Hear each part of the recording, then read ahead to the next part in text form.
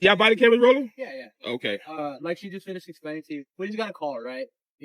So whenever we get a call, you're matching description, we just, come say what's up, right? Make sure you're good. You know what I mean? But listen, I want to have a lower level conversation real quick.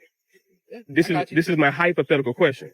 Why is it that when officers are called to the scene, even if it's not a crime, like what I'm doing right now, why is it that when you engage with a member of the public, when the member of the public state their rights, and if I state penal code, if I state case law, why is it that police officers never think, is he a police officer? It's almost like you guys just be like, he's not a lawyer, he's not a police officer, whatever he's saying. Why is it that type of like posture? Yeah, no, I mean, we listen to people, right? It's a part of our job, every single day. When people are right, I tell them, like, hey, you're right. You know what I mean? Okay, now watch this. Is this a consensual encounter? No, it's not. Okay. Just because it's a call for service. Right, because it's a call for service. Yeah. But when it's a call for service, you guys are here to enforce the law. Not necessarily. Then what else do you enforce? So like reasonable suspicion, right? What's reasonable? Reasonable? That's articulable reasonable suspicion. What a reasonable person would believe. You know what I mean? Is that a penal code reason? It's in the penal code. It says articulable suspicion that a crime is being committed or about to be committed. I don't know the definition textbook off my head, right? But reasonable suspicion, probable cause, they're all different levels. Right. But like I said, call for service, usually just reasonable suspicion. You know what I mean? It's not probable cause, right? Like, right. Probable cause. So there's no probable cause for me to ID. But that's not what she's saying. We're still here because she's saying I have to ID. Oh, well, that's her call, right? No. Yeah, she's officer in charge. Yeah. But you still have a duty to correct any erroneous mistakes. Yeah. So right, so I don't see any mistakes going on here. Right? You just said I don't have to ID. I just told you she said I have to. Now you say you don't see a mistake? Well, that's her call. Maybe she sees something that I don't. I don't know what to call you. Yeah. How you doing? You're gonna be good if we leave. Yeah. Look, like I mentioned before, you're not committing a crime, right? And you're obviously aware of that, right? Right. You obviously got concerned citizens. You're recording, right? But no, you're nice. But my thing is this. When a member of the public engages with law enforcement, we should be able to give our understanding also in such a way to you guys shouldn't be in a hurry to leave. Because if there was a real investigation, if I was breaking the law, you guys would take your time to detail a police report, what do you call them, witnesses. You guys would take your time to get a full report. Sometimes our hands are limited, right? Like I mentioned earlier, it was just a concerned citizen, so we don't have any information to go based on. Right. I know that, but I'm saying, like, since you don't have that. We don't have, so that's, the call came out. I'm matching your description. You're obviously holding a camera and you're recording, so that's all we have. That's all we have to work on right now. So that's why I'm making contact with you right now. But for future reference, I just want you to know that is not enough to ID someone. Okay. And I think you know that. I think you probably got to update it. No, it makes it easier, right? And like I mentioned, you're not in any trouble, like you had mentioned. I'm trying to make contact with you. At the end of the day, I'm doing my job. No, you are. But see, part of your job is to enforce accurate law. If you're misinterpreting the law, now you're violating someone's rights unknowingly. You can do it knowingly or unknowingly. Like this gentleman. When you went to the car, he said, I did not have to ID.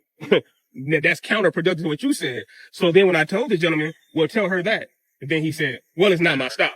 See, now we have a difference of understanding here. We got two law officers saying two different things. That is a problem. You should be on the same page. And then he said he doesn't know the exact penal code verbiage, articulable suspicion. That's another bad thing because you have to know that to make a proper investigation or proper arrest. I know it's none of my business. I don't know if you mind me asking. Are you prior law enforcement? Or are you just something that you just study because you like it? I'm definitely, I've been in government. Okay, perfect. Yeah, I've been in government, and so. So look, like I mentioned, you're not in any trouble and you haven't committed a crime, right? Like I had mentioned before. You're going to be good. We but don't have to that's not good enough. Well, the thing is that. Because you gave misinformation. How did I? You said I did not have to ID. Did you say that? And then when I said, well, tell her that, there's no proper cause. So then why did you say I have to ID? Well, because it wasn't a casual encounter. It just make it easy. That's not a legitimate circumstance. I want to know the right answer. So I'm trying to get you guys to get on the same page. That's what I'm trying to do. I want to know, why did you say I don't have to ID? And why are you saying I do have to ID? I did get dispatched. She didn't get dispatched. Doesn't matter. He's law enforcement. Well, yeah, but what I'm saying is you probably just did a roll by. I'm pretty sure you didn't get dispatched to here. I have a call. Like, I have an actual call. I mean, there's always an officer in charge for any situation, but that doesn't mean you didn't know what's going on. Right. Okay, so like I mentioned, I did get a call. I have a call was created for me to make contact with. This isn't, like I mentioned, I just didn't casually drive up here and I was on the other side of town when this call came in. Right. Right. So all I'm saying is. Okay, let me ask you this: if I would have gave you my ID, would you have ran my name? Read it? Would you have ran it in the system? No, I would have logged it in. Just that I made contact with you. So you wouldn't have ran for warrants? No, there's a difference. I can log it in that I made contact with you, and obviously you haven't committed a crime. And running it through the NCIC, TCIC, which you had mentioned, is totally different. I wouldn't have done that. Now let me ask you this: how would a member of the public know when you're going to make that discretionary decision? You could have asked me just like you did right now. But Or you could have probably heard. I've done it before. And I know, and that's the bad thing about law enforcement encounter. You know, when a member of the public says something that happened in the past, law enforcement says, well, that's a different situation. But when you guys encounter us and you say, well, you could be doing this, you could be doing that, then we can say, well, that's a different situation. So it goes both ways, you know. Right. Yeah, every situation is different. Unfortunately, we're here because, like I mentioned before, the call that I received, right? And that's basically, like I mentioned, you're not in any trouble or anything like that. You guys got cards? Yeah. Yeah. You can write the CAD number on there, this call for service number on there for me. You want the CAD narrative number? Yeah. So, you don't want to say, are you the kind of public official that don't correct their officers when they're wrong? I don't know if she's right or wrong. You don't know penal code? I do. What's penal code for ID? Penal code for ID? Yeah. That doesn't really make any sense.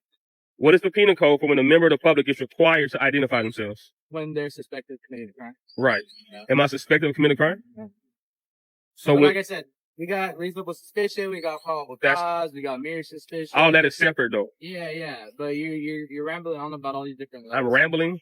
Yeah, you keep throwing different names. Isn't that what you guys use to articulate an arrest or a citation? You use penal code, right? So when a member of the citation code for citation. right. So when a member of the public brings up penal code, then they're rambling. Well, I mean, you don't really stay on one topic. You know what I mean? That's what I'm saying. Because you guys have no reason to be here, so I have to use subject matter examples to get you guys to understand. Well, it's like she just finished telling you, man. We do have a reason to be here. That's because of the call. Man, right? That doesn't mean we're telling you, hey, you're committing a crime or whatever, right? But it's just a concerned citizen, right? Our citizens are responsible. You're Daffy Duck. You need to touch up on your law and your fundamentals. So you are a casualty to the city, and you, by the way you interpret things, it's not good for law enforcement. It's not a case number. I scratched it out. It's just the CAD narrative call that we. It's information. If you guys are hearing an information call. Yes. Yes, I know. Yeah. No. All right. Hey, and always remember, every member of the public could be an FBI agent. They could be anybody. So when you give inaccurate representations of the law, you're opening yourself up to situations and circumstances. And we don't want to do that because the taxpayers have nothing to do with it. Got it. Okay. Have a good day. You too.